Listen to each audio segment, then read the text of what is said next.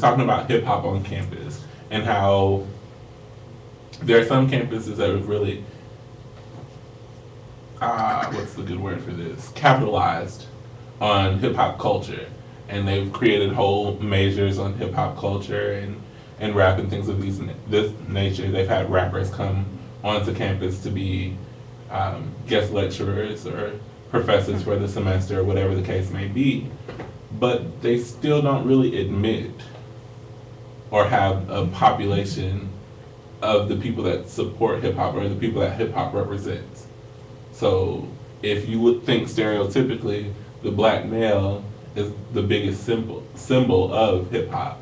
However, they're not really on the campuses that have hip hop majors.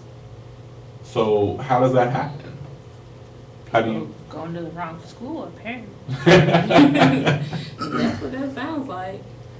Well, I mean, yes and no, but at the same time, like, if the school has standards that people that hip hop culture represents can't meet, or they're not accepting them, then how does that Why are work? they making these programs? Like, I would think as a school, you would benefit the most by creating programs for the students that you know are on your campus.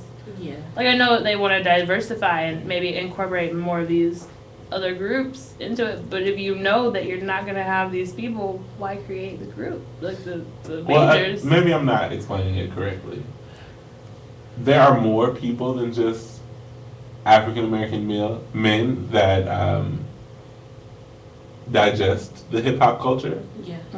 It's actually supported more by non-African American people than anything else. Yeah. But at the same time, the majority of the faces that you see in hip hop are black men. They're just like You're the right. face of. Exactly. They're the face of, they're the people that are doing the work, the people that have kind of been sustaining, and not just black men, there's black females and all types of nationalities as well, but these people have been kind of sustaining the movement of hip hop since its foundation in the, late 80s? Yeah. Or early 80s. Until now, and the development that it's taken since then. However, those same faces can teach now that they've made millions of dollars, but they wouldn't have been admitted into the school had they not.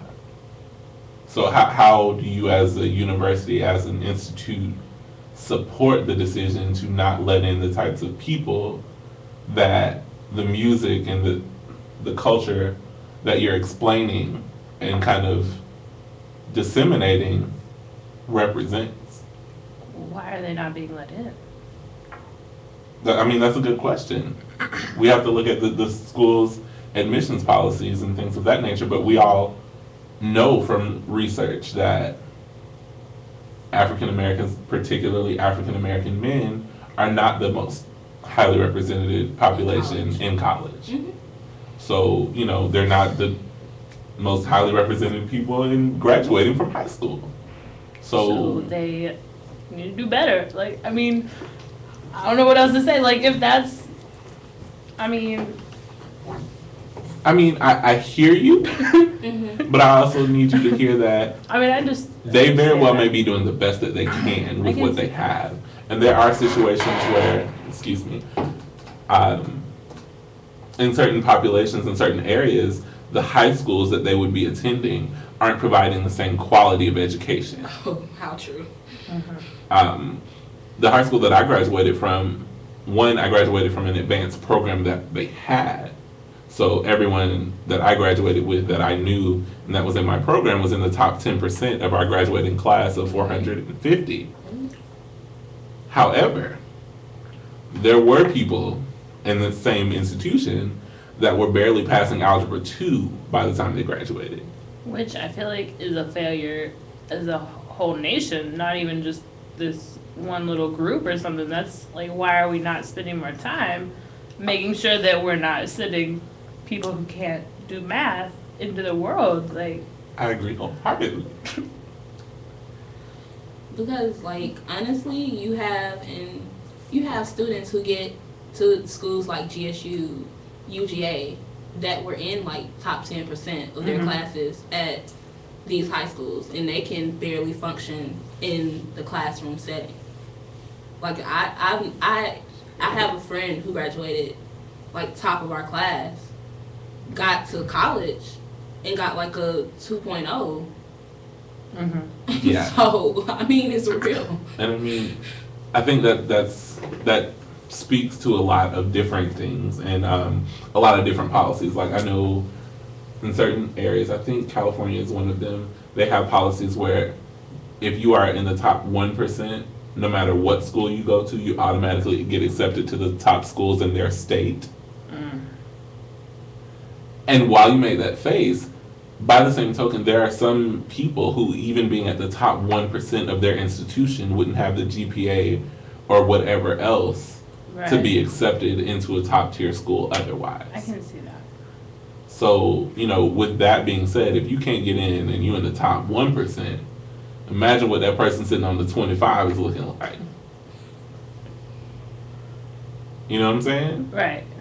So, and I think one of the main points in this article was just talking about how you can make money off of these type of people, but you can't take their money and take them into your institution and help them to have a better future.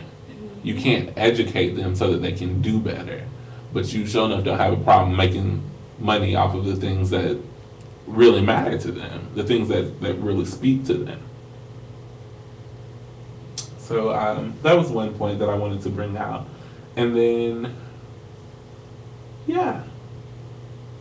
So let's talk about hip hop culture on campus. Like, how have you seen the hip hop culture on campus? Is it really accepted here to you? And if you know, how do you feel about its acceptance and its I guess integration into how we experience college here at Georgia Southern?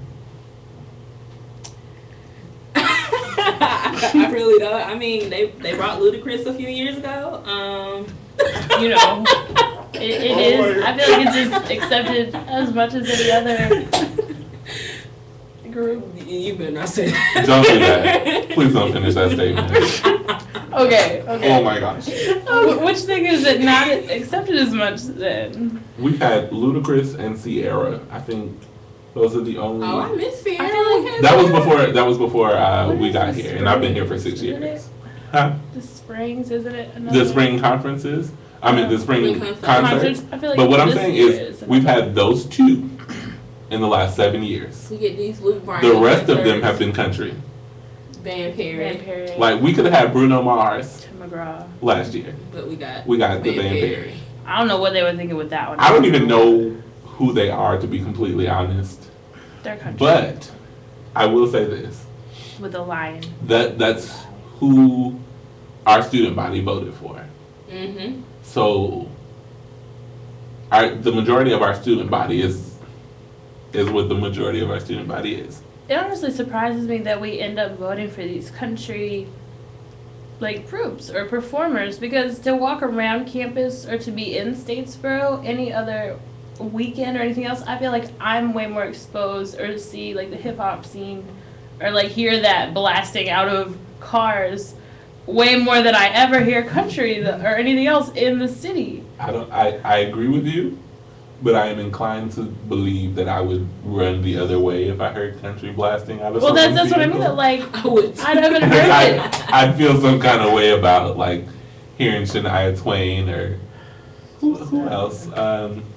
Well, not Carrie Underwood because she's awesome. I love her. Yeah, like she's okay. But some of the other Leonard Skinner. See, I know names. But if I heard that like blasting out of somebody's truck, I'm inclined to roll up my windows, speed up a little bit, and drive the other way. Now that's wrong Which that's what I mean. Though I It's guess I wrong. don't hear and racist. I like feel like the people probably country do the same thing. blasted as much. I agree. Some people do feel the same way when they hear hip hop. It's like, oh, time to head down this other road. And on that note, we're gonna have to take a quick break and talk about why racism is not okay. This is Racism Ends With Me Week, put on by the MSC. Yes. And you guys should definitely have attended their programs. And if you've missed out, they are still doing the race experience in Eagle Village today. So definitely check that I'm out. gonna check that out. We'll be right back with you on 91.9 The Buzz. This is The Love Below. Stay tuned.